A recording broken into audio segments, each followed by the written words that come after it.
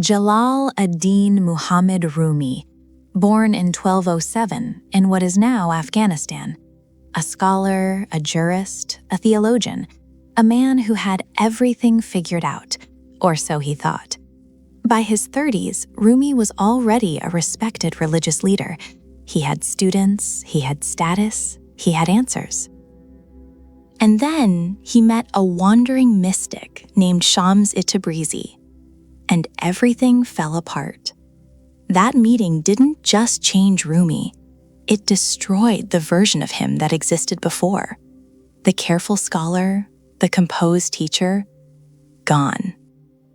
What replaced him was something far more dangerous, a man on fire with love, a man who no longer cared about reputation, who started spinning in circles, who started speaking in poetry that poured out of him like blood from an open wound.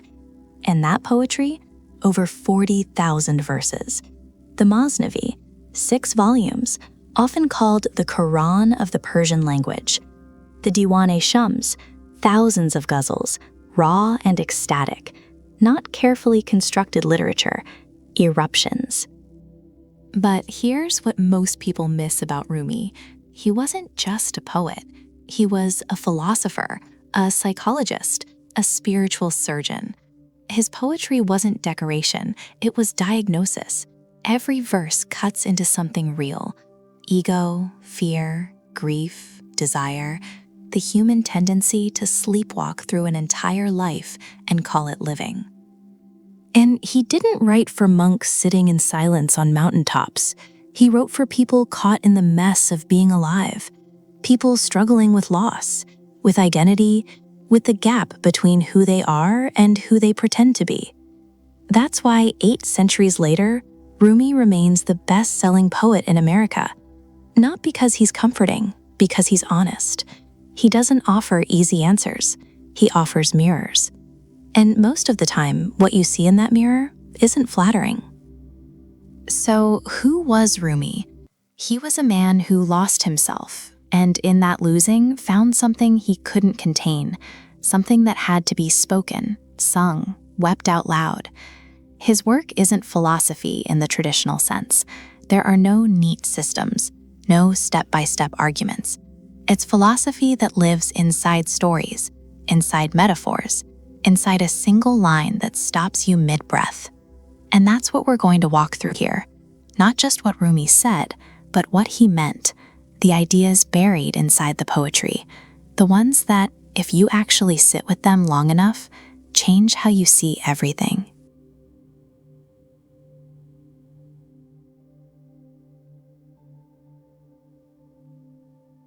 Rumi has a famous quote, "You are not a drop in the ocean. You are the entire ocean in a drop." Most people hear that line and think it's just a nice metaphor, something poetic, something you put on a wall. But Rumi didn't write it to decorate your living room. He meant it literally. Rumi argues that the human soul isn't some small, fragile thing drifting through an indifferent universe. It's not a fragment, not a piece.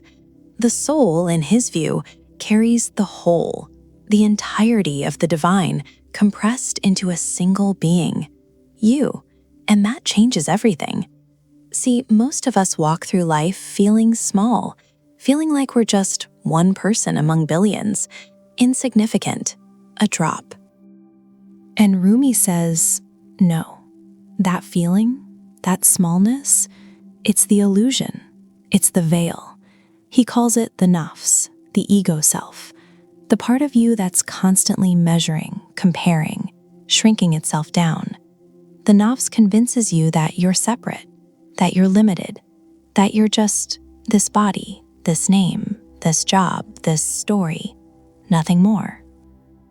But Rumi points out something devastating. The reason you feel incomplete isn't because you're missing something. It's because you've forgotten what you already are. He opens the Masnavi with the image of a reed, torn from the reed bed, crying out in longing. And everyone who hears it thinks the reed is sad. But Rumi says the reed isn't sad because it lacks something. It's sad because it remembers. It remembers where it came from, It remembers the whole. And that's you. That's all of us. That restlessness in you, that ache nothing seems to cure, Rumi says it's not a flaw. It's a signal. It's the ocean inside you, calling you back to itself. He's not saying you need to become something greater. He's saying you need to remember something greater. The ocean isn't out there somewhere. It's already in you. It's always been in you. But the forgetting, that's the real tragedy. And he warns that most people will live and die inside that forgetting. They'll chase things, accumulate things, build identities, and none of it will touch the ache. Because the ache isn't for something external. It isn't for more money, more love, more recognition. It's for yourself, the real one, the one buried underneath all the noise. So when Rumi says, "You are the entire ocean in a drop," he's not flattering you. He's not being kind. He's confronting you. He's asking, why are you living like a drop when you carry the whole sea inside? That's not poetry. That's a diagnosis.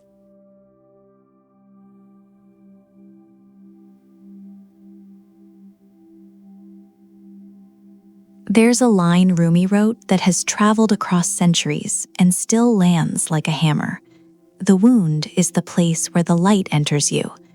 Read that again, slowly. He's not saying pain is beautiful. He's not romanticizing suffering. That would be cheap, and Rumi is never cheap. What he's saying is something far more uncomfortable, that the moments you break, truly break, those aren't detours from your path. They are the path. The crack in you isn't something to fix. It's something to see through. And this matters because most of us spend our entire lives running from the wound, covering it, numbing it, pretending it was never there. We build entire identities around avoiding the thing that hurt us the most. But Rumi argues the opposite. He says, go toward it. Not because it'll feel good, but because that's where the opening is. That's where something deeper can finally reach you. See, he understood something about the human soul that most people never sit with long enough to grasp. A person who has never been broken is also a person who has never been opened. There's a shell around them, comfortable, intact, but sealed shut. And sealed shut means nothing gets in. Not wisdom, not grace, not transformation, nothing. So the wound, it's not punishment. It's not proof that life is cruel. Rumi sees it as an entry point, a doorway that only appears when the surface cracks. He's not asking you to go looking for pain. That's not the point. But when it finds you, and it will, he warns against the instinct to close back up too quickly, to rush the healing, to plaster over the opening before the light has a chance to flood in. There's a kind of courage in that, staying open when everything in you screams to shut down, letting the wound breathe instead of burying it under distractions. And that's the paradox Rumi keeps circling back to again and again. Strength doesn't come from being untouched. It comes from being broken and still staying open. Not open like naive, open like surrendered, like something in you finally stops resisting and says, okay, come in. That's where the light enters. Not through your achievements, not through your armor, through the wound.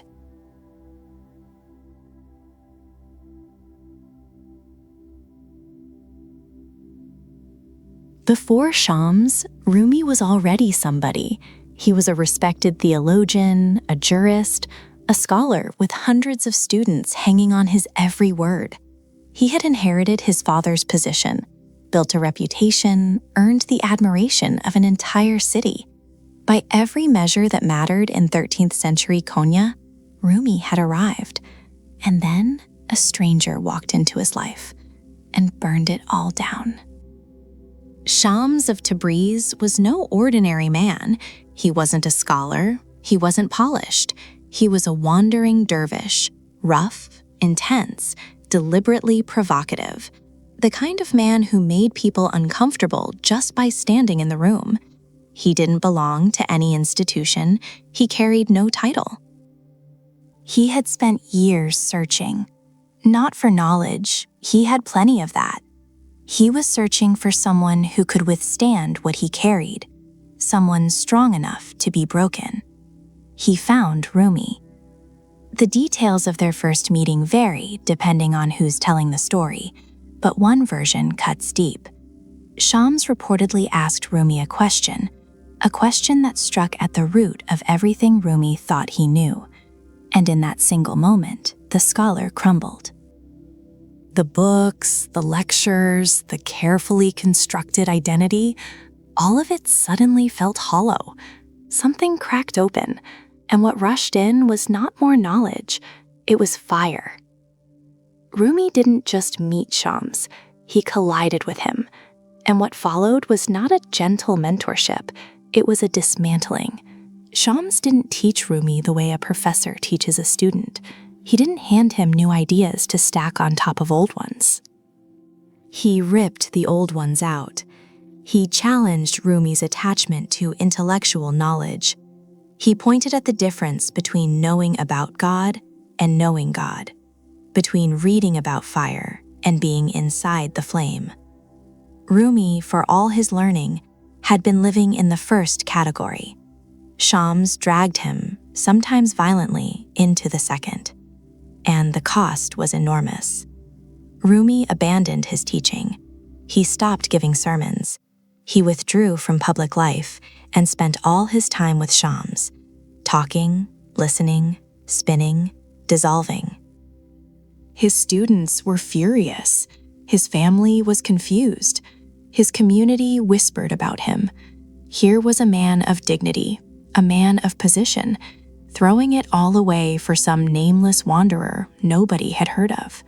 But Rumi didn't care. For the first time in his life, he was awake. This is what makes the Rumi-Shams relationship so philosophically significant.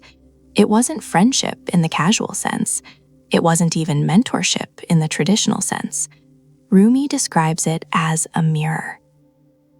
Shams became the surface in which Rumi saw, for the first time, what he actually was beneath all the titles and robes and reputation, and what he saw terrified him and freed him. But the story doesn't end there. It gets darker. Shams disappeared. Twice, actually. The first time, Rumi's son Sultan Walad brought him back from Damascus. Some accounts say he was murdered, possibly by Rumi's own jealous students. The truth is buried in history. But the disappearance itself became the turning point of Rumi's entire life. Because Rumi's grief over losing Shams didn't destroy him, it remade him. The pain became poetry. Thousands of verses poured out of him, raw, desperate, ecstatic, furious. He didn't write them calmly at a desk, he spoke them. He whirled and wept, and the words came like blood from an open wound. The collection he created, the Diwan-e-Shams-e Tabrizi, he didn't even name after himself. He named it after Shams, as if to say, these words aren't mine. They belong to the fire that made me. And this is the core of what Rumi argues through his own lived experience, that transformation doesn't come from accumulation, it comes from loss, that the ego must be shattered before something real can emerge, that love, real, devastating, annihilating love, is the only force strong enough to do the shattering.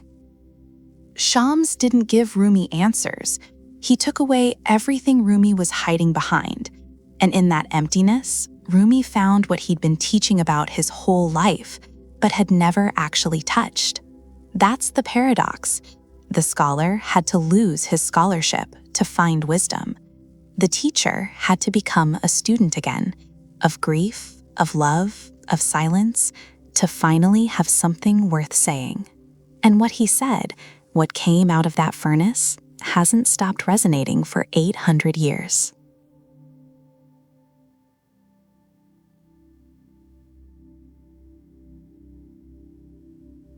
Most people run from pain. They numb it, distract themselves, do whatever it takes to not feel it. Rumi says, stop running. He doesn't romanticize suffering. He doesn't say pain is beautiful. What he says is far more unsettling. He says pain is intelligent. It carries information, and if you refuse to listen, you lose the message. These pains you feel are messengers. Listen to them. That's not comfort, that's a command.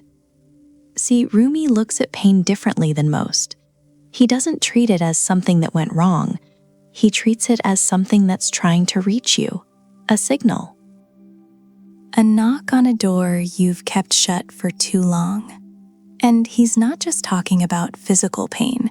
He's talking about heartbreak, loss, confusion, that deep, quiet ache you can't even name, the kind that sits in your chest at 3 a.m. and won't let you sleep. Rumi argues that this ache, this exact discomfort, is doing work inside you. It's clearing something out, making space. He compares it to a house being emptied of its furniture. It feels violent, it feels like robbery, but he insists it's preparation. Something new is trying to enter, and it can't, not until the old is gone. This is what he captures in the guest house. Every sorrow, every dark thought that visits you, Rumi tells you to meet it at the door, laughing, welcome it in. Not because it feels good, but because, as he puts it, each guest has been sent as a guide. That's a hard thing to accept, especially when the pain is real, when it's fresh. But Rumi isn't asking anyone to enjoy suffering. He's asking something harder. He's asking you to stay present with it, to not flinch, to sit with it long enough to hear what it came to say. He warns that the person who avoids all pain avoids all growth. You can't have one without the other. The wound, he says, is where the light enters you, not around it, not beside it, through it. So the question Rumi leaves us with isn't how do I stop hurting? It's what is this pain trying to show me? And that shift from resisting pain to receiving it, that, for Rumi, is where real transformation begins.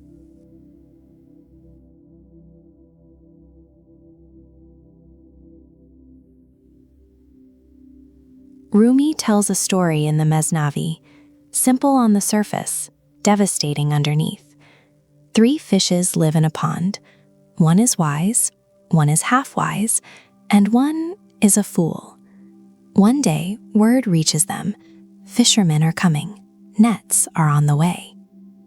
And here's where Rumi draws the line between 3 kinds of people. The wise fish doesn't hesitate, doesn't call a meeting, doesn't ask for opinions. It leaves immediately, before the fishermen even arrive, before there's any visible danger. It swims upstream, finds the open sea, and disappears into safety. No drama. No panic, just quiet, decisive action, taken early, taken alone. Rumi makes a sharp point here. The wise don't wait for proof of disaster.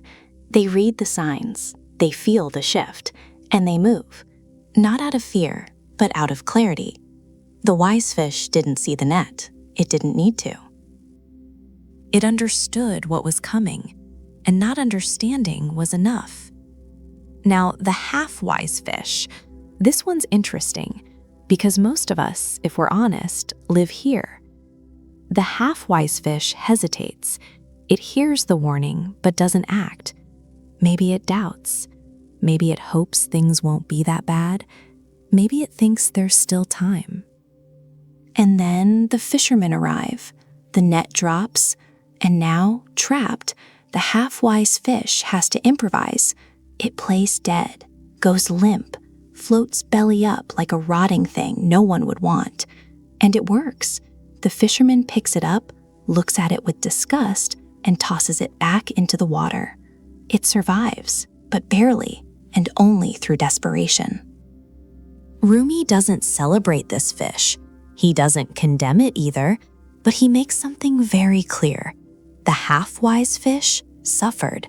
It went through the terror of the net, the grip of the fisherman's hand, the uncertainty of whether the trick would work.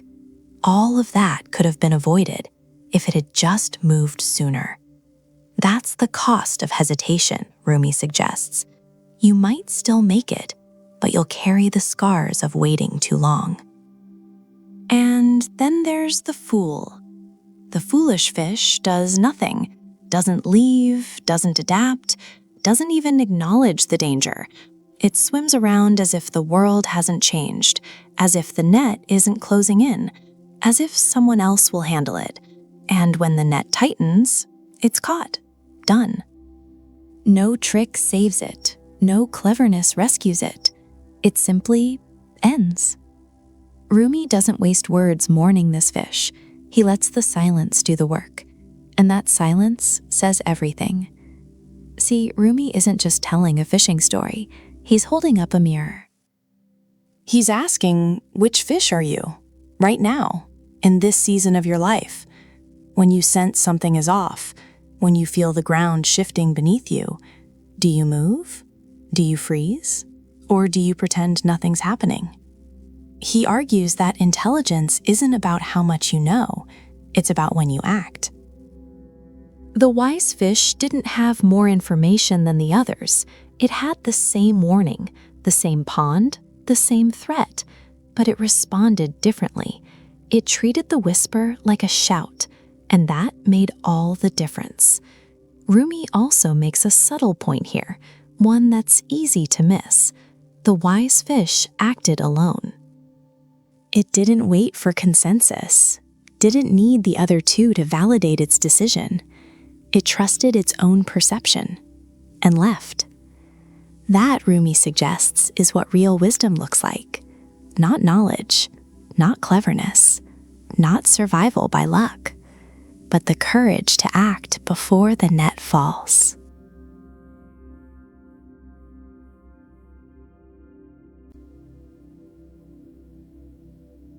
There's a poem by Rumi that has survived centuries, not because it's beautiful, though it is, but because it's true in a way that most people aren't ready to hear. It's called The Guest House, and the premise is disarmingly simple. Rumi compares the human being to a guest house. Every morning, a new arrival. Sometimes it's joy. Sometimes it's shame. Sometimes it's a dark thought that sweeps through like a crowd of sorrows, violently clearing your house of its furniture. And what does Rumi say to do? Welcome them, all of them. Not tolerate, not endure. Welcome. There's a difference, and Rumi knows it. See, most people spend their entire lives running from pain. They numb it, distract from it, medicate it, bury it under work, relationships, noise, anything to avoid sitting with what hurts. And Rumi looks at all of that and calls it a mistake. He doesn't say pain is good. He doesn't romanticize suffering. What he says is far more radical, that every emotion, including the ones that destroy you, has been sent as a guide. A guide, not a punishment, not a test, a guide. That word matters, because Rumi argues that the very thing you're trying to escape is the thing that's trying to teach you. That depression knocking at your door, it's not there to ruin you. It's there to show you something you've refused to see. That anger rising in your chest, it's not a flaw, it's a message. And the moment you slam the door shut on it, you lose the message too. This is where Rumi breaks from how most people think about emotions. The common approach, even in modern psychology for a long time, was to categorize feelings, good ones and bad ones, positive and negative. Keep the good, get rid of the bad. But Rumi rejects that framework entirely. He doesn't divide emotions into categories. He sees them all as visitors, temporary, passing through, and each one carrying something you need. He writes, "Be grateful for whoever comes, because each has been sent as a guide from beyond." Now sit with that for a moment. Grateful, not just accepting, grateful. That's a hard ask, and Rumi knows it's a hard ask. He's not naive. He describes these emotions as a crowd of sorrows that violently sweep your house empty. He's not pretending it doesn't hurt. He's saying, even in that violence, there's a clearing happening. Space is being made. Something old is being removed, so something new can enter. And this is not passive acceptance. Rumi isn't telling you to lie down and take it. He's saying, meet it, stand in the doorway, look it in the eye, and let it do what it came to do. Because it will leave. They always leave. That's what guests do, but what they leave behind, that stays. And here's the part most people miss. Rumi isn't just talking about emotions. He's talking about identity, about who you think you are. Because when you resist pain, you're really saying, this isn't supposed to happen to me. This isn't part of my story. And Rumi pushes back on that hard. He argues that everything that arrives at your door is part of your story. Every sorrow, every shame, every moment of being undone. You are the guest house. You don't get to choose the guests, but you do get to choose how you receive them. And that choice, Rumi suggests, is what separates someone who grows from someone who stays stuck.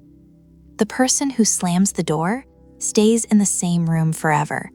The person who opens it gets taken somewhere they couldn't have planned. There's something deeply humbling about this teaching because it strips you of the illusion of control. You can't control what you feel. You can't decide that today will only bring joy. Life doesn't work that way, and Rumi knew that 800 years ago. What you can control is your relationship to what arrives. That's the whole teaching. Not complicated, not easy either, but honest. And maybe that's why this poem, out of everything Rumi wrote, is the one that still travels the world, because it says the thing most people feel but won't admit, that the pain you're running from might be the only thing that can show you where to go.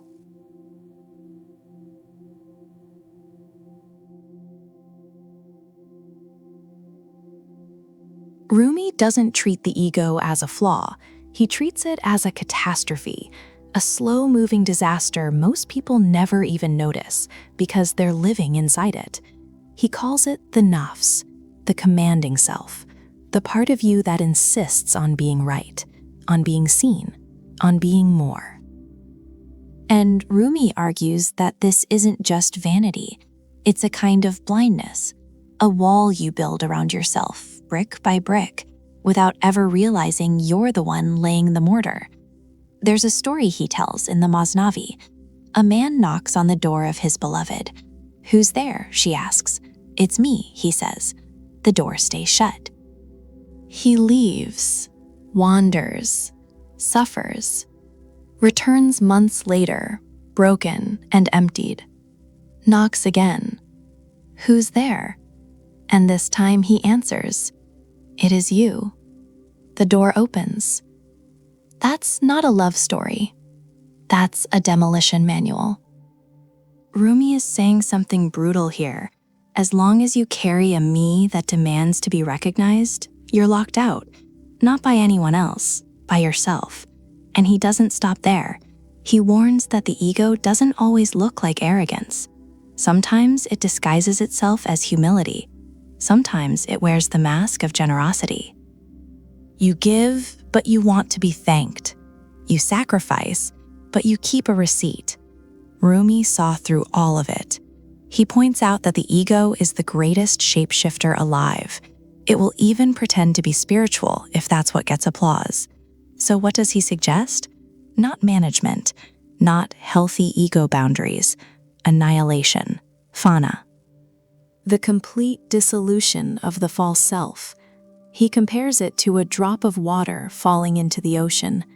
The drop doesn't disappear, it becomes the ocean, but it has to stop insisting it's a drop first. And that's the part people resist, because the ego isn't just comfortable, it's familiar. It's the voice you've mistaken for yourself your entire life. Rumi acknowledges this. But he also calls it the only real freedom there is. He puts it plainly in one verse. You've been a prisoner of a little pond. I am the ocean and its turbulent flood. Come, merge with me. Leave this world of ignorance. Not gentle, not optional, a demand. Rumi doesn't ask you to shrink your ego. He asks you to drown it.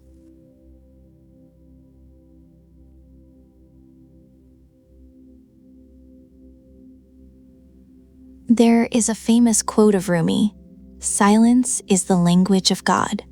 All else is poor translation." Rumi said that, and he wasn't being mystical for the sake of it. He was making a point, a sharp one. We live in noise, constant, relentless noise. Not just sound, but thoughts, opinions. Arguments, inner monologue that never shuts up. And Rumi says none of that is truth. All of it is translation. Rough, clumsy, distorted translation of something far deeper. The real thing? It doesn't have words. Rumi argues that the deepest truths can't be spoken. They can only be felt, experienced, absorbed in stillness. He points out that every time we try to put the divine into language, we lose something. We flatten it. We shrink it down to fit inside our grammar, our logic, our tiny little categories. And what's left is a shadow. He's not against words. The man wrote over 60,000 verses. He clearly believed in the power of poetry, of language, but he also knew its limits. He knew that words could point toward the truth, but never fully carry it. That's why silence, for Rumi, isn't the absence of something. It's the presence of everything. It's where God lives. It's where the soul hears what the mind cannot. And here's the part most people miss. Rumi doesn't treat silence as some luxury, some weekend retreat activity. He treats it as essential, as necessary as breathing. He warns that a life without silence is a life lived entirely on the surface. You might be busy, productive, loud with accomplishments, but you won't be deep. You won't be real. He compares it to water. The surface of the ocean is restless, waves crashing, foam, turbulence, but go deep enough, and there's stillness, perfect, unshakable stillness. Rumi says the soul works the same way. The noise is on top, the truth is underneath, and you can't reach it by adding more noise. You reach it by subtracting. So he's not telling you to meditate for an hour. He's not prescribing a technique. He's asking something harder. He's asking you to stop, truly stop, and listen to what's already there, beneath the thoughts, beneath the worries, beneath the identity you've built. Because in that silence, Rumi says you won't find emptiness. You'll find the one voice that was always speaking, the one you were too loud to hear.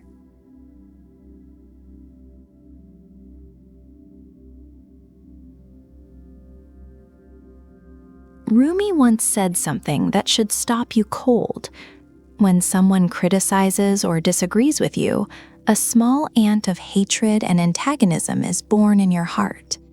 If you do not squash that ant at once, it might grow into a snake or even a dragon. An ant, that's how it starts. Not a monster, not a roaring fire, an ant. And that's exactly what makes it so dangerous. Because nobody fears an ant. It's tiny, harmless, easy to ignore. Someone says something sharp to you, a criticism, a disagreement, a slight, and you feel that little sting in your chest, that flicker of resentment, and you think, it's nothing, I'll let it go. But you don't let it go. You just stop paying attention to it. And Rumi points out that's the mistake, not the hatred itself, the neglect of it, the looking away. Because while you're not watching, that ant is feeding on replayed conversations, on grudges you won't admit to, on the quiet stories you tell yourself about how you were wronged. Days pass, weeks, and now it's not an ant anymore. It's a snake, coiled, cold. It starts to shape the way you see that person. Everything they do confirms what you already decided about them. You're not even angry anymore. You're convinced. And conviction dressed up as clarity, that's the snake. But Rumi doesn't stop there. He takes it further. Leave the snake long enough and it becomes a dragon. Something that doesn't just live inside you, it runs you. It burns everything it touches. Relationships, peace, your own sense of self. The dragon doesn't need a reason anymore. It just breathes fire because that's all it knows how to do. And here's what's striking about Rumi's warning. He doesn't say, don't feel the sting. He knows you will. That's human. Someone comes at you, something's going to move inside your chest. He accepts that. What he's saying is, catch it early, when it's still small, still an ant, because at that stage, you can deal with it. You can name it, sit with it, let it pass through you. But once it grows, once it's a dragon, now it's not something you carry. It's something that carries you, and you may not even recognize yourself anymore.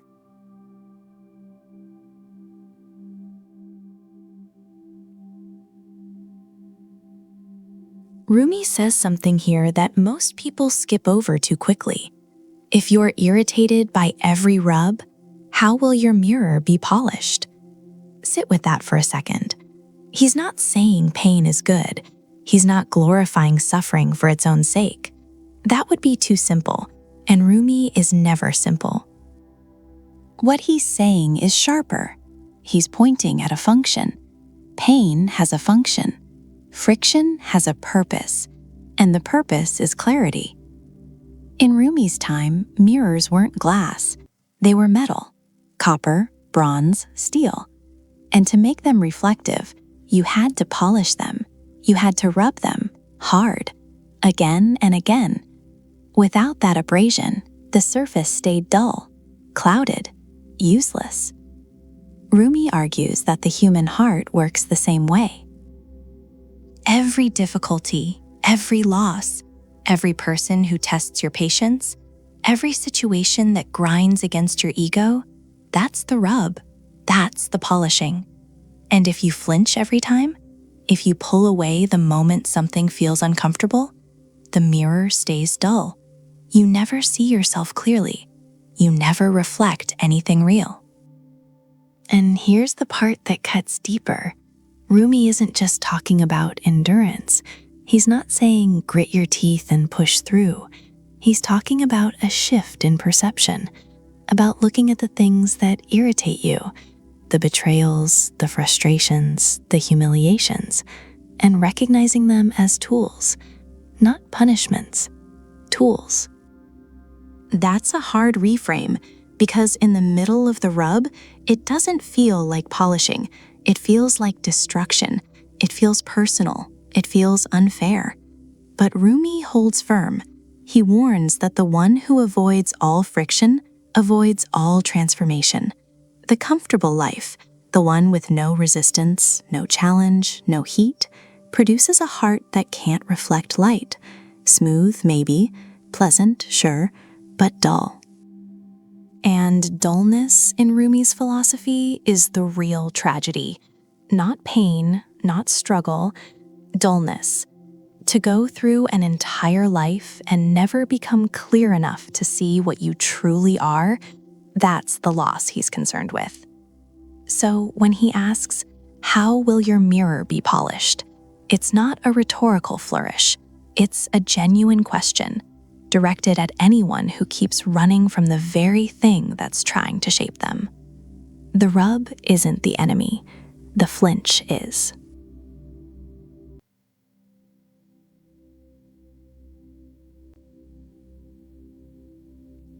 Most people, when they know death is close, hold on tighter.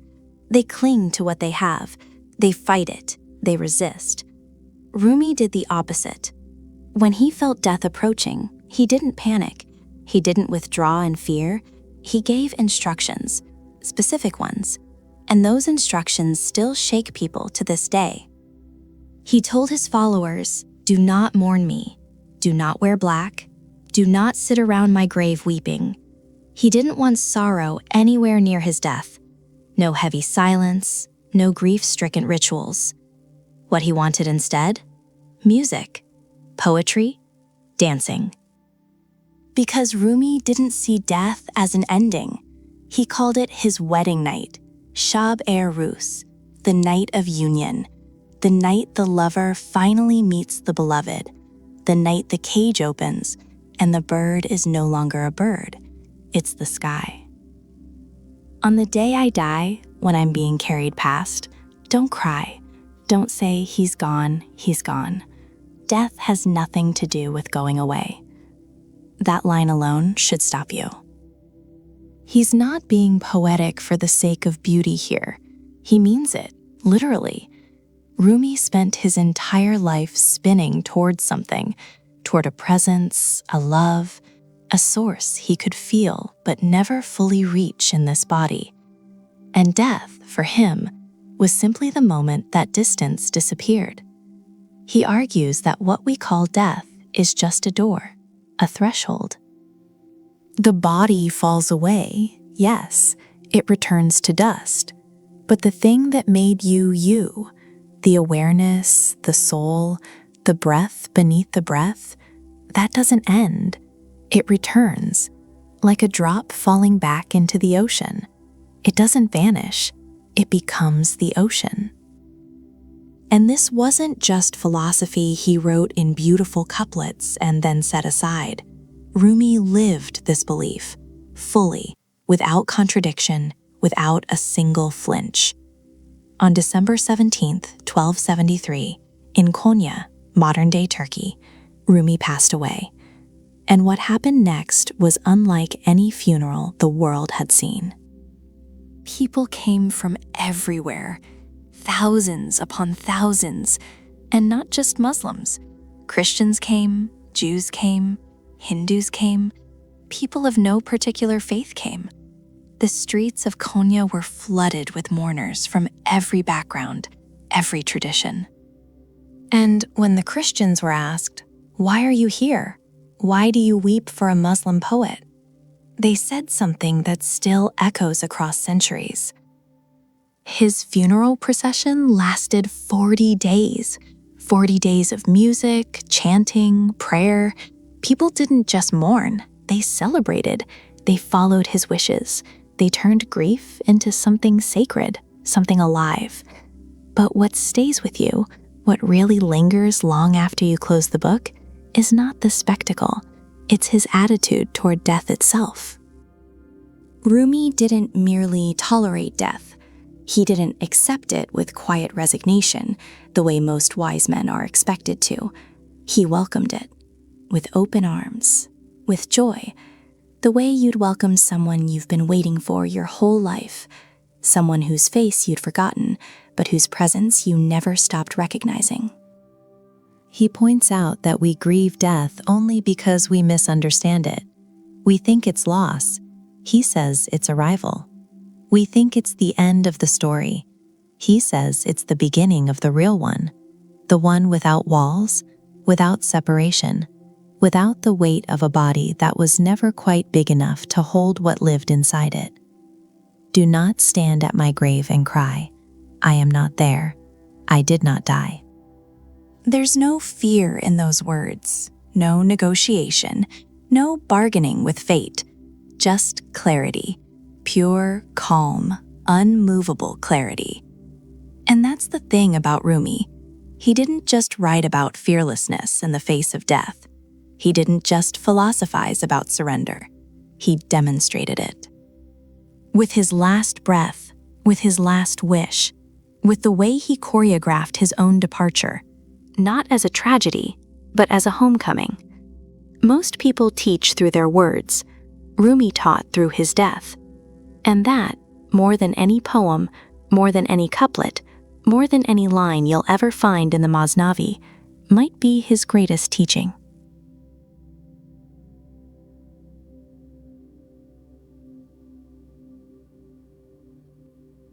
Rumi speaks about many battles, but the one he returns to again and again, the one he considers the most dangerous, isn't fought on any battlefield. It's fought inside you. He calls it the Nafs, the lower self, the ego, the part of you that wants, craves, demands, and never, ever says enough. And here's what makes it so lethal, according to Rumi. It doesn't announce itself as the enemy. It shows up wearing your face, speaking in your voice, using your own logic against you. The Nafs doesn't say, "I'm here to destroy you." It says, "You deserve this." It says, "Just this once." It says, "You're different. The rules don't apply to you." Rumi calls it the mother of all idols, not a statue in some temple, not something outside you, the idol you carry within, the one you worship without realizing it. And that's the trap. The Nafs doesn't fight you head on. It seduces you. It wraps greed in the language of ambition. It dresses jealousy up as justice. It turns laziness into self-care and rage into boundaries. Rumi warns, the Nafs is a shapeshifter, and its greatest trick is convincing you that its voice is yours. He compares it to a dragon in the Masnavi, not dead, just frozen, dormant. You think you've conquered it. You think it's behind you. But the moment conditions warm up, comfort, praise, power, the dragon wakes, and it swallows you whole.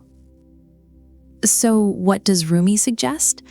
Not destruction. That's the part most people miss. He doesn't say kill the Nafs. He says starve it, watch it, know its patterns, because the Nafs feeds on unconsciousness. It thrives in the dark, in the moments you stop paying attention. The moment you go on autopilot, it takes the wheel. Rumi argues that this is the real war, not the one outside, the one in here.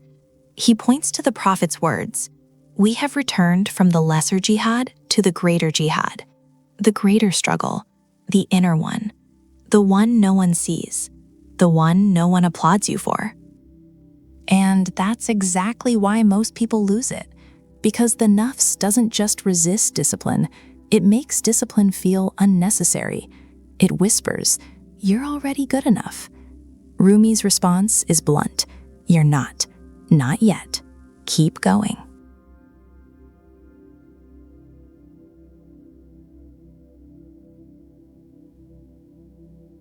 Rumi once said something that stops people cold.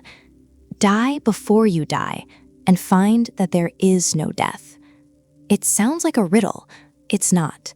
It's an instruction. And it might be the most unsettling thing he ever wrote, because Rumi isn't talking about physical death. He's talking about something harder, the death of who you think you are. Your titles, your reputation, your carefully constructed image, the story you've been telling yourself about who you are, what you deserve, where you belong. Rumi says, let it die, all of it, while you're still breathing. That's the terrifying part. He's not asking you to wait for life to strip it away. He's asking you to do it yourself, willingly, before the world does it for you. And why? Because Rumi argues that the person you think you are isn't you. It's a costume, a mask built from fear, expectation, and habit. And as long as you're wearing it, you can't see what's underneath. He calls this the ego, not in the modern casual way people throw that word around. For Rumi, the ego is the false self, the one that craves approval, fears rejection, hoards control. It's the voice that says, I am this and I am not that, and it's a prison. But here's what makes Rumi's position so radical. He doesn't say the ego is your enemy. He says it's your illusion, and you can't fight an illusion. You can only see through it. That's what die before you die means. Stop clinging, stop performing, stop defending an identity that was never real to begin with. And when you do, Rumi says something extraordinary happens. You don't become less, you become free. Because the thing you were protecting, that fragile self-image, was the very thing keeping you small. He points out, again and again in his poetry, that people grieve the loss of things that were never truly theirs. Status, praise, the comfort of being somebody, and they spend their whole lives terrified of losing these things, not realizing that the real loss is never discovering what exists beyond them. So Rumi flips the entire script on what it means to live. Most people think living fully means accumulating, more identity, more achievements, more definition. Rumi says it's the opposite. To live fully, you have to subtract, peel away, let go of the layers, until what's left isn't a person at all. It's presence, awareness, something that doesn't need a name. That's why he says, find that there is no death. Because the thing that dies, the ego, the false self, was never alive in the first place. It was just noise. And behind the noise, there's something that doesn't end. It's a brutal teaching, not comforting, not soft. But Rumi never promised comfort. He promised truth. And sometimes truth asks you to lose yourself before you can find anything worth keeping.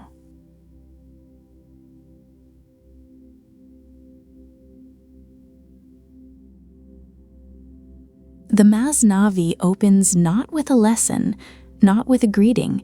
It opens with a cry, the cry of a reed flute, torn from its reed bed, hollowed out, and now singing a song of longing. That's how Rumi begins his greatest work. And it's not an accident. He doesn't start with God, doesn't start with prayer. He starts with pain, with separation, with the raw ache of something that has been pulled away from where it belongs. The reed flute, the ney, is Rumi's most powerful metaphor, and he places it right at the door. Before you enter the Masnavi, you must first hear this cry. You must first feel it. What is the reed saying? Rumi tells us plainly. It's weeping because it was cut from the reed bed. It remembers where it came from. And every note it plays, every breath that passes through it, is a cry of return, a cry to go back. This is Rumi's foundational idea. The human soul, he argues, is that reed. It was once connected to something vast, something whole. Call it God, call it the source, call it the beloved. The name doesn't matter to Rumi. What matters is the separation. What matters is that you were once there, and now you're here. And that ache you feel, that restlessness, that unnamed hunger that nothing in this world seems to satisfy, Rumi says that's the flute playing. That's your soul remembering. He's not being abstract here. He's being precise. Rumi argues that the deepest human suffering isn't caused by what we lack in the material world. It's caused by a forgetting. We've forgotten where we came from. We've forgotten what we are. And so we wander, filling ourselves with things, with people, with ambitions, and still the ache remains. The reed flute is hollow. That's the other part Rumi wants you to notice. It can only sing because it's been emptied. The sound doesn't come from the reed itself. It comes from the breath passing through it, and that breath, Rumi suggests, is divine. So here's what he's really saying. The pain of separation, that hollowing out, isn't a punishment. It's a preparation. You had to be cut. You had to be emptied, because only then could the divine breath move through you. Only then could you make the sound you were meant to make. Rumi doesn't romanticize the pain. He doesn't pretend it's easy. The reed cries. It weeps. It tells its story of separation, and everyone who hears it, whether they understand the words or not, feels something stir inside them. Because the cry is universal. Everyone has felt it. That quiet, persistent longing for something you can't quite name. But Rumi also makes something clear. The cry is not despair. It's a direction. The longing itself is the compass. He argues that if you didn't belong to the source, you wouldn't ache for it.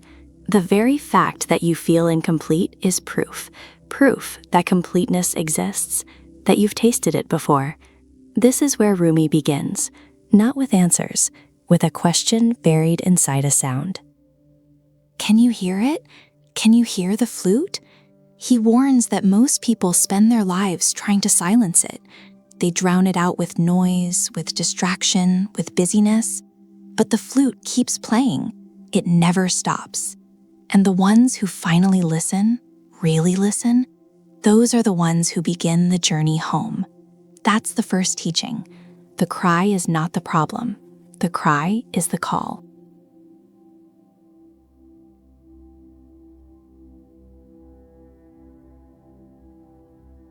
Rumi says, when someone beats a rug, the blows are not against the rug, but against the dust in it. Sit with that for a moment. Rumi isn't offering comfort here. He's offering clarity, a distinction most people never make, especially when they're in the middle of being beaten. He argues that life's hardships are not punishment. They're not cruelty. They're not proof that you've been abandoned by God or by fate. The blows that land on you, the loss, the heartbreak, the failure, the betrayal, none of it is aimed at you. It's aimed at what's on you, the dust, the ego, the greed, the pettiness, the attachments you mistook for identity. And that's the part people miss. When suffering comes, the first instinct is to take it personally, to ask, why me? Rumi would say, that's the wrong question. The right question is, what's being removed from me? See, he doesn't view the human soul as something broken. He views it as something buried, covered in layers of dust, years of conditioning, fear, false desires, self-deception. The soul itself is fine. It was always fine, but it's hidden beneath everything you've accumulated. And those accumulations, they don't leave quietly. They have to be shaken loose. That's what pain does, according to Rumi. It shakes things loose. He points out something deeply uncomfortable here, that the process of refinement is not gentle. Nobody beats a rug softly. You beat it hard, repeatedly. And if you didn't know better, you'd think the goal was destruction. But it's not. It's restoration, bringing the rug back to what it originally was, clean, unburdened. Rumi applies this same logic to the soul. He insists that every trial strips away something that was never truly yours to begin with, and what remains after the dust settles is closer to who you actually are. But here's where it gets demanding. He's not just asking you to endure suffering, he's asking you to understand it while you're inside it, to not resist the blows, to not curse them, to recognize them as acts of purification, not violence. That takes something more than patience. That takes trust. Deep, bone-level trust. In the process, in the design, in the unseen hand holding the beater. And most people, they never get there. They fight the blows. They protect the dust. Rumi says, let it go. The dust was never you.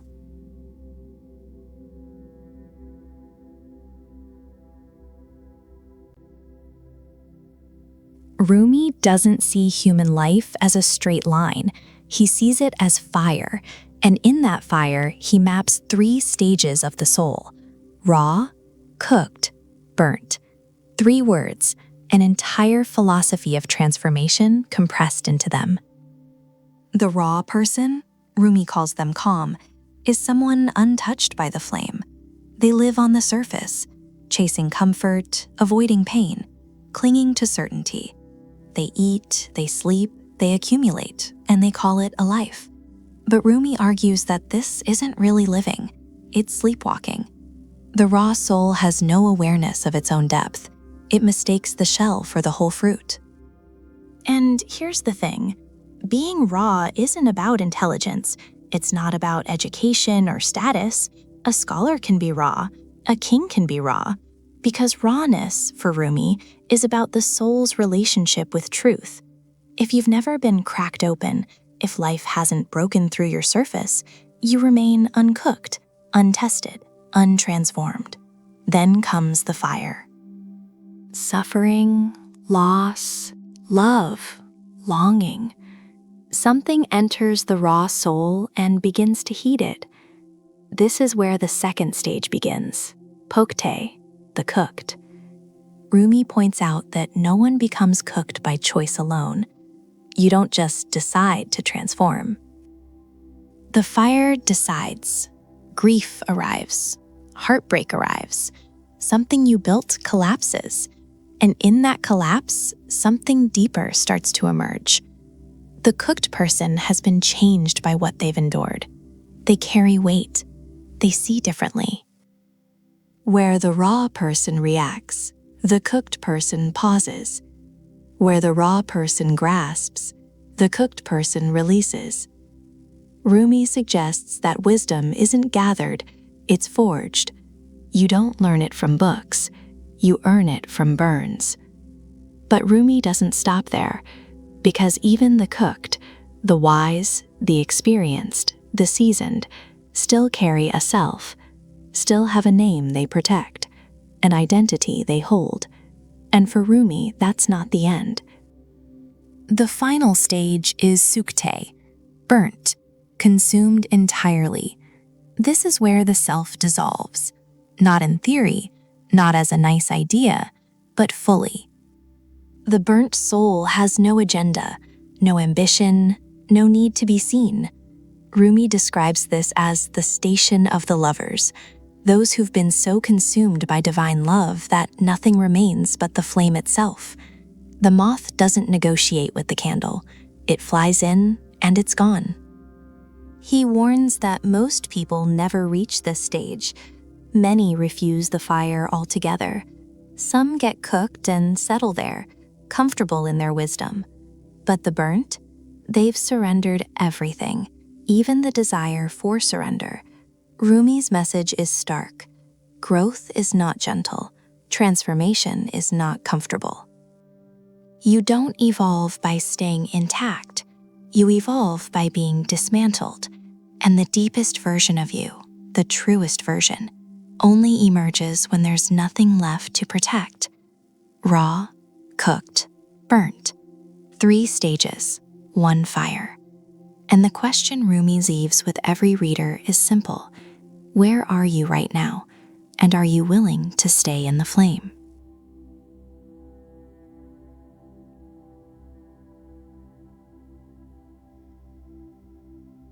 Rumi opens the Masnavi with a story. Right after the haunting cry of the reed flute, that lament of separation that sets the entire tone of the work, he drops us into a parable. And it's not a gentle one. A king goes out hunting. He sees a handmaiden and falls in love. He buys her, he possesses her, and almost immediately she falls gravely ill. The king panics. He summons every physician in the land, the best minds, the most decorated healers. They prescribe remedies, potions, treatments. None of it works. The handmaiden only gets worse. And Rumi is deliberate here. He wants us to watch these experts fail. Why? Because Rumi is making a point that cuts deep. He argues that most of the people we turn to for healing, they're treating symptoms. They're looking at the surface. They see a body that's sick and they reach for medicine, but the sickness isn't in the body. It never was. The king, broken and desperate, finally does what he should have done from the start. He turns to God. He prays. Not as a ritual, not out of habit, out of genuine desperation. And that's when things shift. A divine physician appears, sent not by reputation or credentials, but by grace. This physician does something none of the others thought to do. He talks to her. He listens. He asks questions, not about her body, but about her heart. And what he discovers is this: the handmaiden is lovesick. She's in love with a goldsmith from Samarkand. Her illness isn't physical. It's the ache of separation, the longing for something she was torn away from. Rumi uses this moment to say something essential.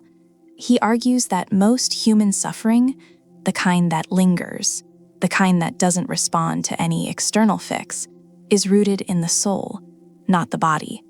We medicate what we can see, but the wound is somewhere deeper, somewhere we refuse to look. Now, here is where the story takes a darker turn. The divine physician brings the goldsmith to the handmaiden. She begins to recover. Color returns to her face. Life comes back. But then the physician slowly poisons the goldsmith. He weakens him, makes him ugly, repulsive, and the handmaiden's love for him fades. She's no longer attached.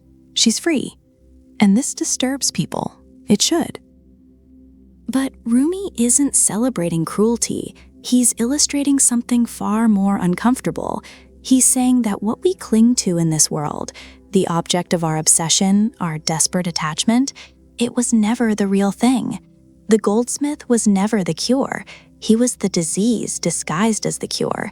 The handmaiden wasn't in love. She was in bondage. Rumi argues that earthly attachments, no matter how beautiful they feel, become traps when they replace the divine, when they become the center. When we build our entire sense of self around another person, a desire, a possession, that's not love, that's dependency, and dependency always leads to illness. The divine physician in this story, he represents something Rumi returns to again and again throughout the Masnavi, the idea that true healing requires destruction. You have to lose the thing you think you need before you can discover what you actually need. It's not comfortable. It's not supposed to be. Rumi places this story at the very beginning of the Masnavi for a reason. He's setting the tone. He's warning the reader. If you came here looking for comfort, you came to the wrong place. This is surgery, and surgery hurts, but it heals.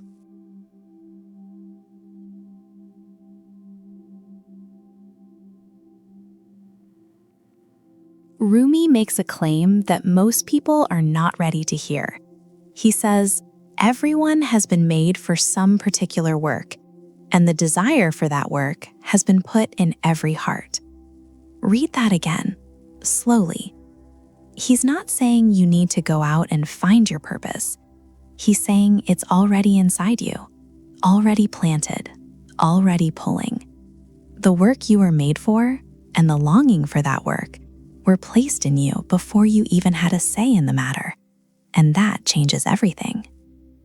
See, most people treat purpose like it's buried treasure, something you dig for, something hidden behind the right career, the right mentor, the right opportunity. But Rumi flips that entirely. He argues that purpose is not something you chase, it's something that chases you. It's a pull, a gravity, a quiet, relentless ache that doesn't go away no matter how much you try to ignore it. And he's very specific about how you should respond to it. He says, let yourself be silently drawn by the stronger pull of what you really love. Silently, not with fanfare, not with a 5-year plan, not with someone else's approval. Silently. Rumi points out that this pull doesn't scream, it whispers. And that's exactly why most people miss it, because they're listening to everything else. The noise of expectation, the weight of obligation, the voice of fear dressed up as reason. All of it louder than the one signal that actually matters. But here's what he's really saying. Your deepest love is your compass, not your logic, not your resume, not what makes sense to the world around you. What you love, what you're drawn to when no one is watching. That's the thread. And Rumi urges you to follow it. He even goes a step further. He promises it will not lead you astray. That's a bold statement, because the world tells you the opposite. The world says desire is dangerous, that love for something impractical is a liability, that following your pull is reckless. But Rumi holds firm. He argues that the pull itself is proof. If the longing exists in you, it exists for a reason. It wasn't placed there to torment you. It was placed there to guide you. The desire and the destination, they're connected. If the longing exists in you, it exists for a reason. It wasn't placed there to torment you. It was placed there to guide you. The desire and the destination, they're connected. One was made for the other. And so purpose, in Rumi's view, is not a problem to solve. It's a signal to trust. He doesn't ask you to be extraordinary. He doesn't ask you to hustle or grind or compete. He asks you to be honest. Honest about what moves you. Honest about what pulls at you in your quietest moments. Because the tragedy, as Rumi sees it, isn't failing at your purpose. It's never following the pull in the first place. It's spending a lifetime answering calls that were never meant for you, while the one that was goes unanswered.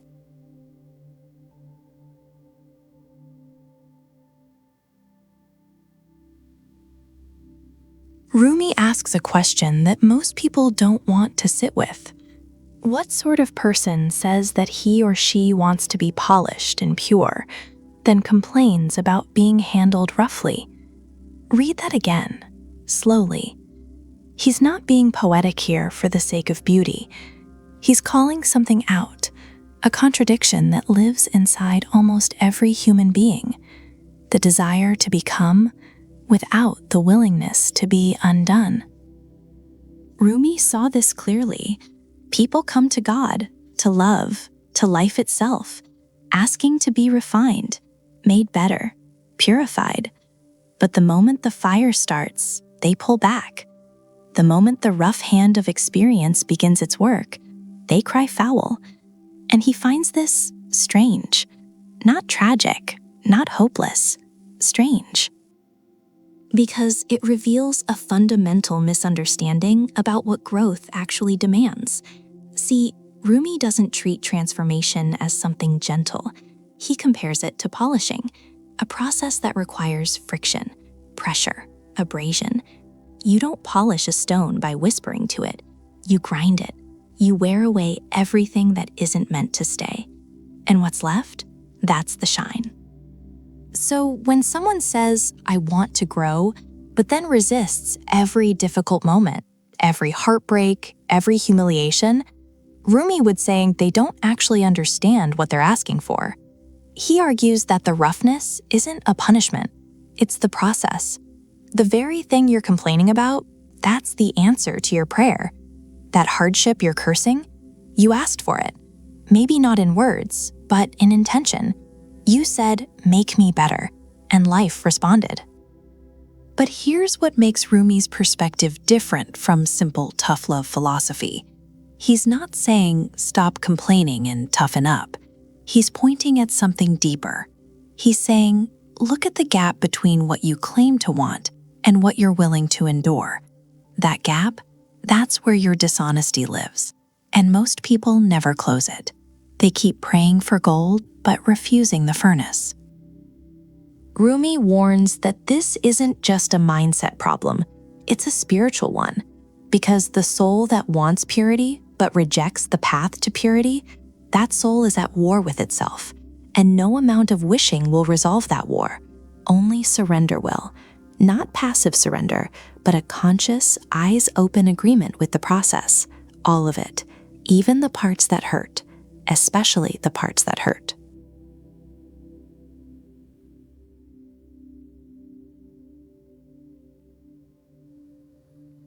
Rumi says, run from what's comfortable, forget safety, live where you fear to live, destroy your reputation, be notorious. I have tried prudent planning long enough. From now on, I'll be mad. Because this isn't some reckless call to chaos. Rumi isn't telling you to burn your life down for the thrill of it. He's saying something far more dangerous. He's saying, the life you've carefully built around yourself, the one that feels stable, respectable, measured, that might be the very things suffocating your soul. And he would know. Before Shams of Tabriz walked into his life, Rumi was the picture of success, a respected scholar, a theologian, a man with students, status, a pristine reputation. He had everything a person is supposed to want, and by all accounts, he was asleep. Then Shams arrived, and Rumi didn't just change, he shattered. He abandoned his lectern. He stopped teaching in the way people expected. He started whirling, singing, writing poetry that made the religious establishment uncomfortable. His own students turned against him. His family was bewildered. The man who had spent decades building a careful, dignified life chose to look like a fool. That's what he means by madness. Not insanity, not recklessness, but the willingness to stop performing a version of yourself that the world rewards. The willingness to let people misunderstand you, to let them call you lost, while you're actually finally finding your way. Rumi argues that prudent planning, that careful, calculated way of living, is its own kind of prison. You plan your way into safety. You strategize your way into approval. And somewhere along the line, you forget why you're alive. The soul doesn't want a 5-year plan. It wants truth. It wants fire. It wants to be used up in the pursuit of something real. And that terrifies people, because here's what Rumi understood. The comfortable life isn't neutral. It's not just fine. It's actively working against you. Comfort numbs. It dulls the instinct. It makes you mistake routine for meaning and security for peace. You stop asking the hard questions because the easy answers are so much more convenient. He warns, the moment you start protecting your reputation more than your soul, you've already lost something essential. Reputation is what others think of you, but the soul is what you know about yourself when no one is watching. So when Rumi says destroy your reputation, he's not being dramatic for the sake of it. He's pointing at something most people spend their entire lives avoiding, the terrifying freedom that comes when you stop caring about how you look, when you stop curating yourself for public consumption, when you finally say, I'd rather be whole than admired. And that word, notorious, it's deliberate. Rumi isn't asking you to be famous.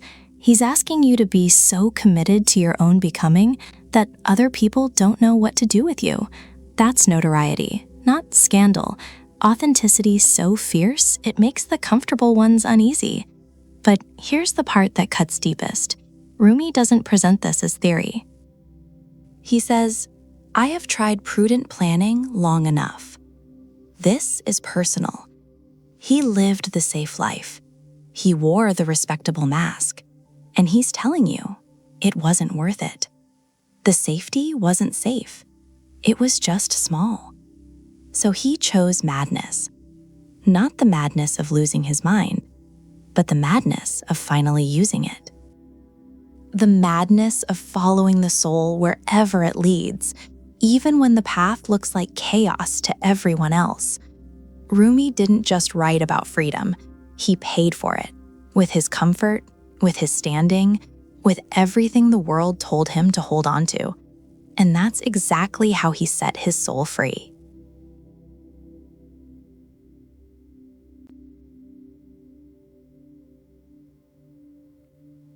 Rumi says it straight. No parable this time, no layered metaphor, just a clean, blunt truth. The world is a mountain. Whatever you say, it will echo it back to you. That's it. That's the whole teaching. And then he adds something sharp, almost with a raised eyebrow. Don't say, "I sang nicely," and the mountain echoed an ugly voice. That is not possible. He's calling something out here, something most people do without even realizing it. We complain about what life gives us, the cruelty, the coldness, the betrayal, and we act as though it has nothing to do with us, as though we sent out kindness and the world returned poison. Rumi says, no, that's not how it works. The mountain doesn't lie. It doesn't distort. It returns exactly what it receives. You shout anger, anger comes back. You send bitterness, bitterness finds you. And when love goes out, love returns. Not always in the form you expect, but it returns. This isn't some feel-good philosophy about positive energy. Rumi's making a harder point. He's pointing at personal responsibility, radical, unflinching responsibility. He argues that the world you experience is, in large part, this isn't some feel-good philosophy about positive energy. Rumi's making a harder point. He's pointing at personal responsibility, radical, unflinching responsibility. He argues that the world you experience is, in large part, a reflection of what you put into it, your words, your intentions, your inner state. And here's where it cuts deep. Rumi isn't just talking about what you say out loud. He's talking about what you carry inside. The mountain doesn't only hear your voice, it hears your heart. You can speak gently while holding contempt. You can act generous while hoarding resentment. And the echo? It responds to the truth underneath, not the performance. So when life feels harsh, when everything seems to push back against you, Rumi asks an uncomfortable question. What did you send out? What's really in your voice? He doesn't say this to shame anyone. He says it to empower, because if the echo is yours, then you can change it. You're not a victim of a random, indifferent world. You're a singer standing before a mountain, and you get to choose the song. But you have to be honest about what you've been singing. That's the condition. Honesty first, then change. Rumi keeps the teaching simple here, almost too simple, but simple isn't the same as easy.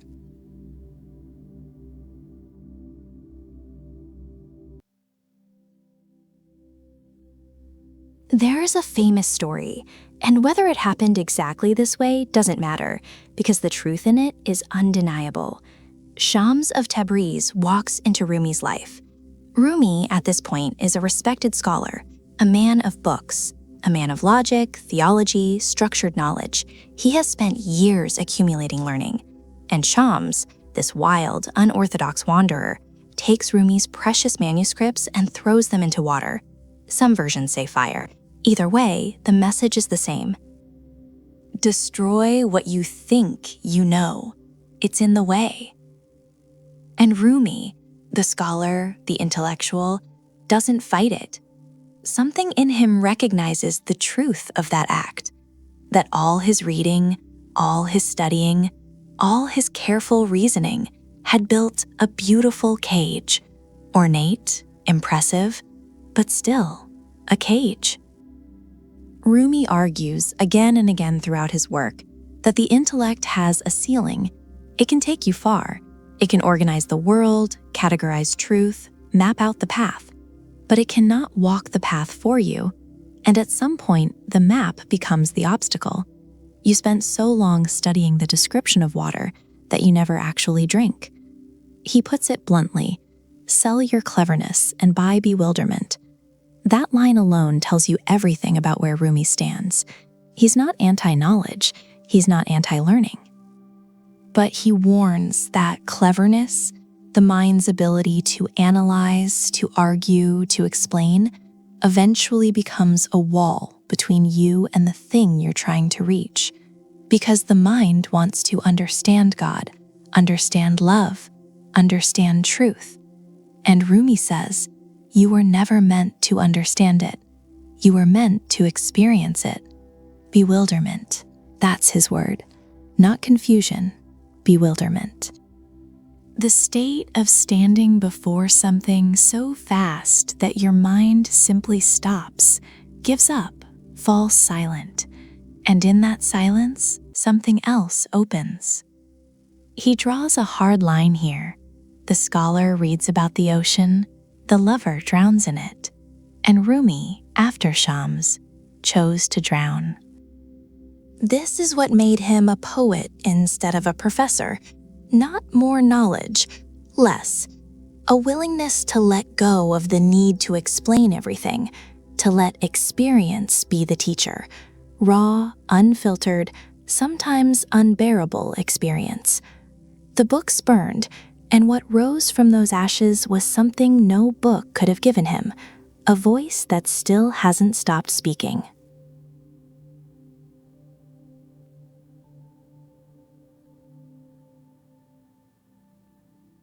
There's a concept at the heart of Rumi's philosophy that most people misunderstand, or worse, romanticize. Fana. The word means annihilation, not metaphorically, not softly. Annihilation.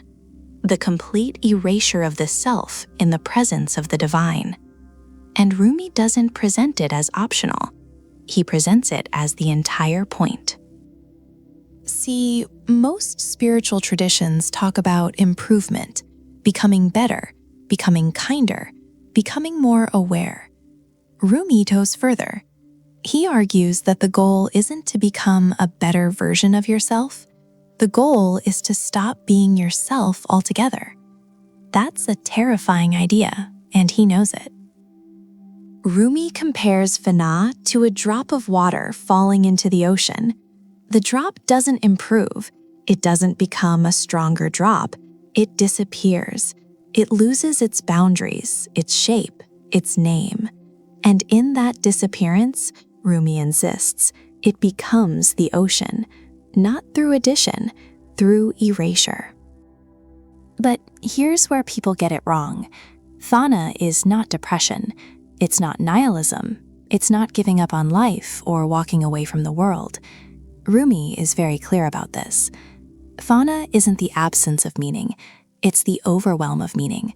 So much meaning, so much presence, so much love that the small container of you simply can't hold it anymore, and it shatters. He describes it through his lovers, through Mansur al-Hallaj, who cried, Ana al-Haq, I am the truth, and was executed for it. Rumi doesn't see that as blasphemy. He sees it as Fana made audible. Hallaj wasn't claiming to be God. He was saying there was no Hallaj left. Only God remained. And this is the razor's edge Rumi walks. The ego doesn't want to die. It will do anything to survive. It'll dress up in spiritual clothing. It'll collect wisdom like trophies. It'll meditate for years and still keep itself at the center of the story. Rumi warns against this. He calls it the subtlest trap, the ego pretending to seek its own destruction while quietly reinforcing itself. So, how does Fana actually happen? Rumi points to love, not gentle, convenient love, devastating love, the kind that wrecks your plans, the kind that burns your identity to the ground and gives you nothing to stand on. He argues that only love is powerful enough to dissolve the ego, because the ego can resist everything else. It can resist discipline. It can resist logic. It can even resist pain. But it cannot resist total, unconditional surrender to something greater than itself. That's Fana, not a philosophy to study, a fire to enter.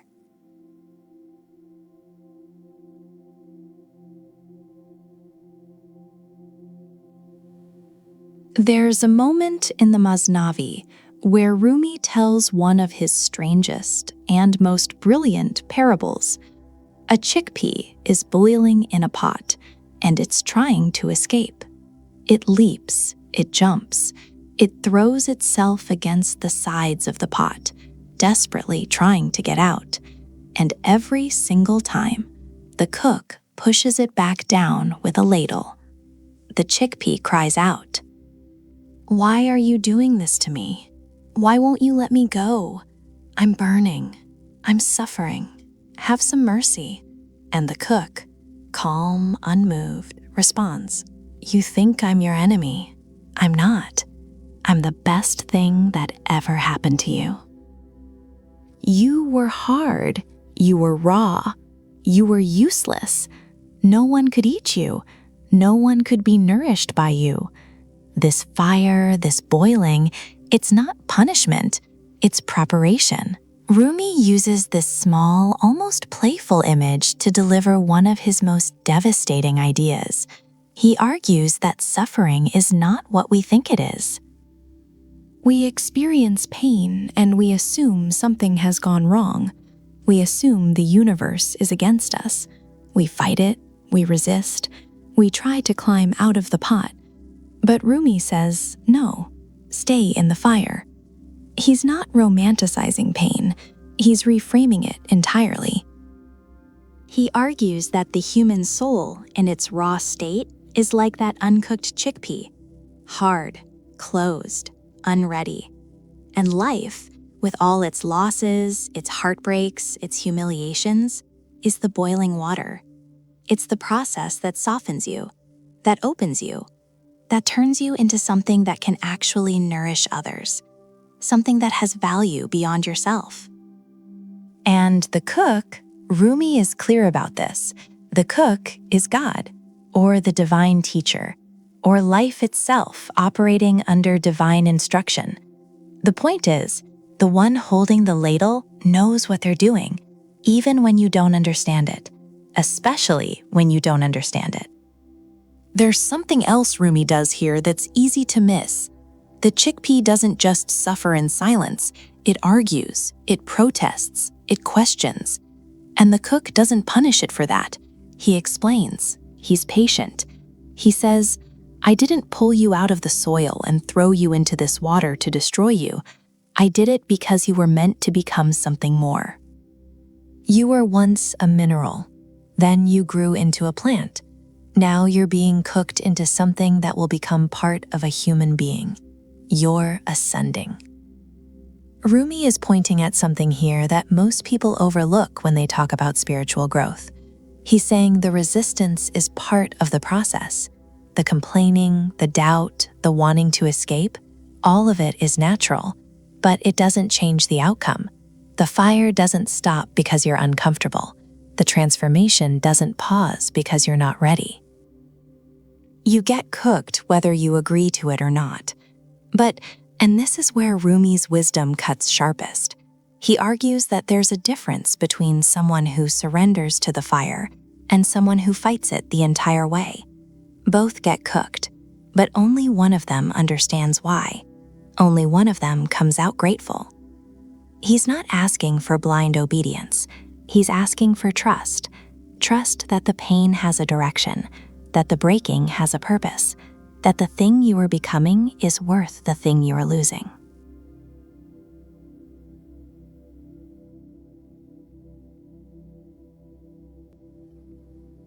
Most people fear death. Rumi celebrated it.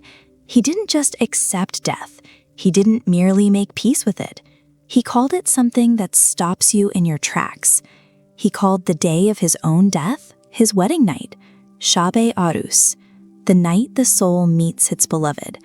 Not an ending, a union. And he meant it, completely. On December 17th, 1273, Rumi left this world. And to this day, over 7 centuries later, that date is not mourned, it is celebrated. Every year, people gather in Konya, Turkey, not to grieve, but to honor what Rumi believed that night truly was, a homecoming, emerging, the moment the drop finally falls back into the ocean. But why? Why would a man who loved poetry, who loved music, who loved people, why would he welcome death like a bridegroom welcomes his bride? Because Rumi saw the entire human experience as a longing, a separation, a deep, aching distance between the soul and its source, and death, in his eyes, was the closing of that distance.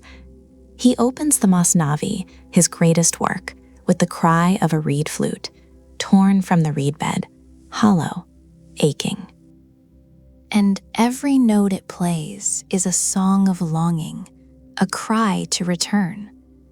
Rumi argues that this is what the human soul does every single day. It cries, not always loudly, sometimes just a quiet restlessness that nothing in this world seems to cure. No success, no relationship, no amount of comfort.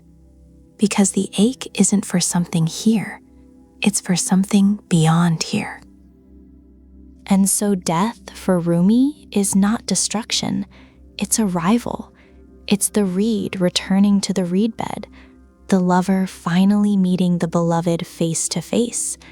No more separation, no more aching, no more singing about what's missing, because nothing is missing anymore. He writes about this without a shred of fear, and that's what unsettles people.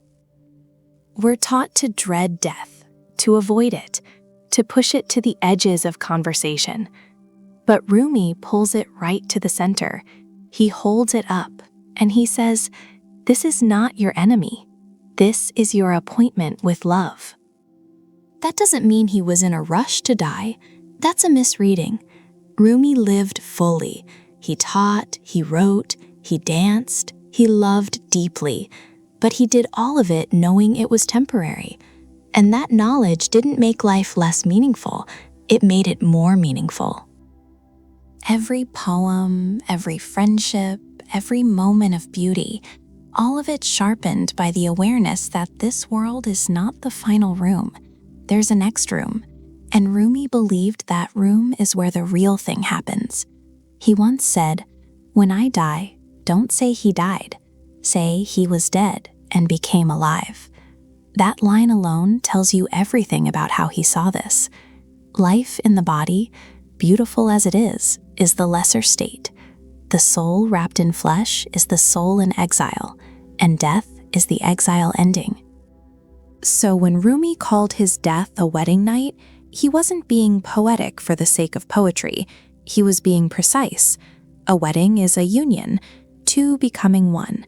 And that's exactly what he believed death was, the soul dissolving back into the divine. No more walls, no more distance, just union. And that reframe, death as union, not destruction, is perhaps the most radical idea Rumi ever offered. Not because it removes grief, but because it removes terror.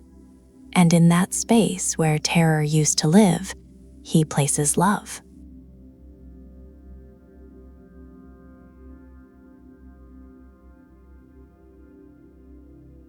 Rumi asks a strange question, not how do I find God, but how does God see himself?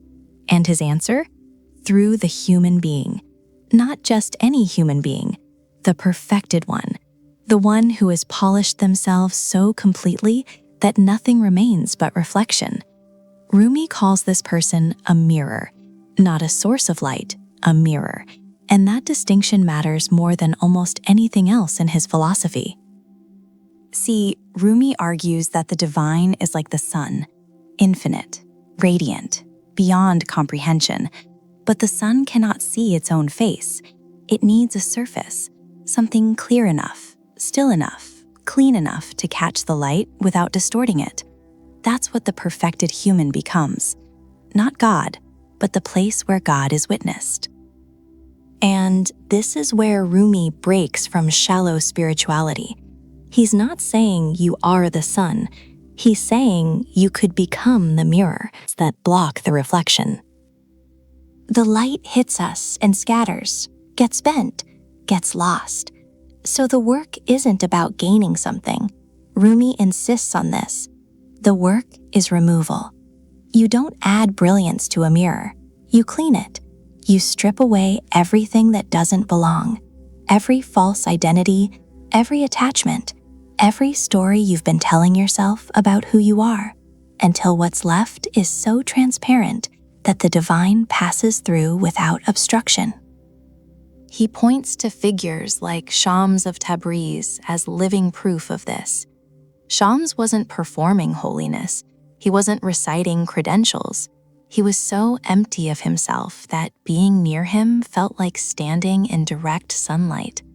That's what shook Rumi to his core, not Shams' words, his clarity. And here's the part most people miss. Rumi doesn't present this as some unreachable ideal. He treats it as the actual purpose of human life. You're not here to accumulate, not here to be comfortable. You're here to become clear. Every struggle, every heartbreak, every dark night, it's all polishing, all of it. The perfect human in Rumi's eyes isn't someone who has mastered the world. It's someone the world can no longer stain. A mirror so pure, the sun finally recognizes itself.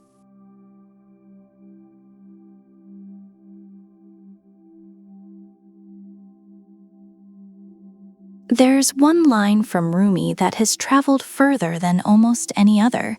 You've probably heard it, maybe even seen it printed on a wall somewhere. Out beyond ideas of wrongdoing and rightdoing, there is a field.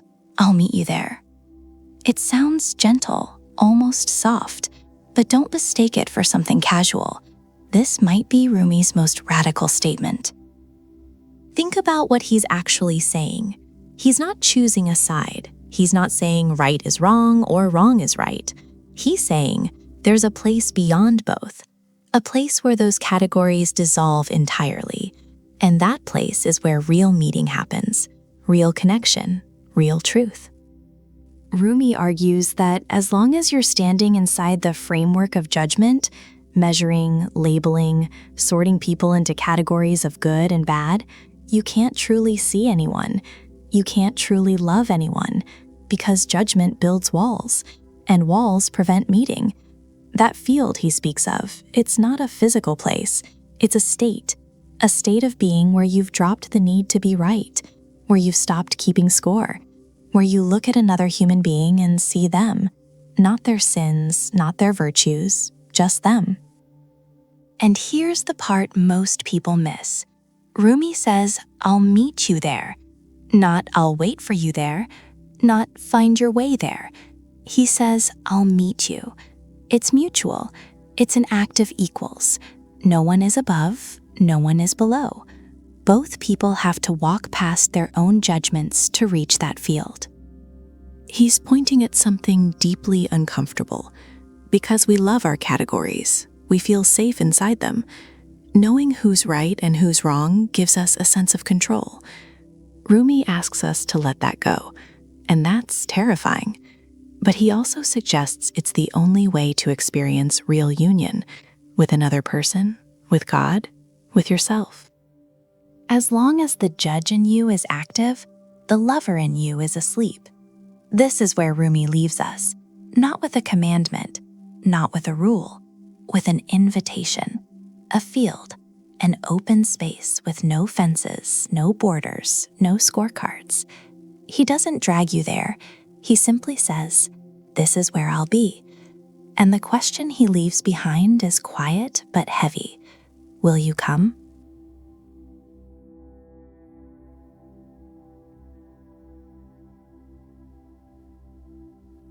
Rumi died in 1273, over 7 centuries ago, and yet his words cut deeper now than they probably did then.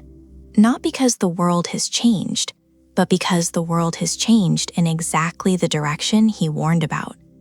Rumi spoke relentlessly about the inner life, about the dangers of living entirely on the surface, about what happens to a soul that fills itself with noise and never sits in silence. He described a kind of spiritual starvation, people surrounded by abundance yet hollow inside, people who own everything and possess nothing. Sound familiar? That's not a coincidence. Rumi wasn't predicting the future. He was diagnosing a permanent human disease, the disease of distraction, the disease of the false self, the disease of chasing things that glitter and mistaking them for light. And that disease, it hasn't gotten better. It's gotten louder. We live in an age of endless consumption, not just material, but mental, emotional. Every hour, something is pulling at attention. Every minute, something is demanding a reaction. And in the middle of all that noise, the thing Rumi spent his entire life pointing toward, the stillness at the center of a human being, gets buried deeper and deeper. He argues that the soul has a hunger the world cannot feed. No amount of success satisfies it. No relationship completes it. No achievement quiets it. Because the hunger isn't for something external. It's for return. Return to the source. Return to what you were before the world told you who to be. And this is why Rumi doesn't just survive across centuries. He becomes more urgent. Because the modern condition is essentially the condition he diagnosed, a soul asleep inside a life that looks wide awake, people performing happiness, people curating identities, people addicted to the approval of strangers. Rumi would have looked at all of it and said the same thing he said 800 years ago. You're looking in the wrong direction.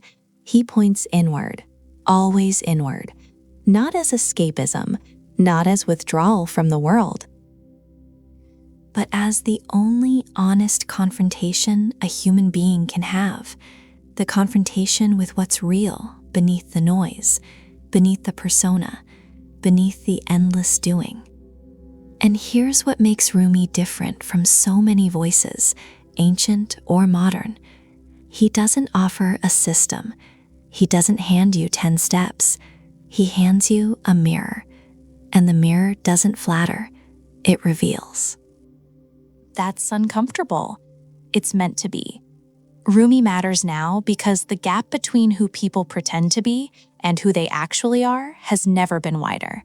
And he's one of the few voices in human history who refuses to let that gap go unexamined.